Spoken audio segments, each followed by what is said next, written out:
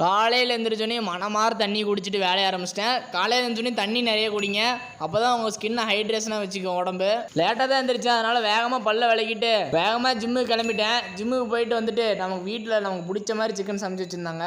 அதெல்லாம் பேக் பண்ணி வச்சுட்டு சாப்பிட்டு நம்ம அண்ணன் ஒருத்தர் வந்திருந்தார். அவரோட மனமார ஒரு காஃபி குடிச்சிட்டு இருந்தேன். சக்கரை இல்லாமல் குடிங்க தயவு செஞ்சு. சக்கரை போட்டு குடிக்காதீங்க. எனக்கு குடிச்சு பழகி போச்சு சக்கரை இல்லாமல். நீங்களும் பழகிக்காங்க தயவு செஞ்சு. மதிய உணவுக்கு அதே தான், சிக்கனு முட்டை அதெல்லாம் சாப்பிட்டு கொஞ்ச நேரம் தூங்கிட்டேன். சொல்கிறேன்னா உடம்பு வந்து ரொம்ப அழட்டிக்கிட்டு வேலை செஞ்சு ஒரு போஜனமும் இல்லை. நீங்கள் பாடுபடுறது இந்த உடம்புக்காக மட்டும்தான். முடிஞ்ச அளவு கரெக்டாக டைமிங்க்கு சாப்பிட்டு நல்லதாக சாப்பிட்டு உடம்பை பார்த்துக்கோங்க. அப்புறமேட்டு கடைசீட்டில் நிறையா உடம்புல ஃபுல்லு ஃபால்ட் ஆகி பல லட்சம் செலவு பண்ணுறதுக்கு நல்லதாக சாப்பிட்டீங்கன்னாவே அதுக்கு ஆகிற காஸ்ட்டே கம்மியாக தான். நீங்கள் இதில் மிச்சம் பண்ணி நீங்கள் ஒன்றும் பண்ண போகிறதில்ல. உங்களோட உடம்ப நல்லா பார்த்துக்காங்க முடிஞ்ச வரைக்கும். வேலைக்கு வரும்போதே ஃப்ரூட்ஸ் எடுத்துகிட்டு வந்துட்டேன். அப்படியே அதை சாப்பிட்டுக்கிட்டே கொஞ்ச நேரம் டீ போட்டுட்டு இருந்தேன். திடீர்னு ஒரு யோசனை வந்துருச்சு, ஆப்பிள் என்ன பூஞ்சை பிடிச்ச மாதிரி இருக்குன்ட்டு. அது பார்த்தா கத்தியில் இருந்த ஆளுக்கு ஒரு லெமன் ஜூஸ் குடிச்சிட்டு 2 முட்டையை தின்னுட்டு தூங்க போயிட்டேன். நாளைக்கு பார்ப்போம். நன்றி.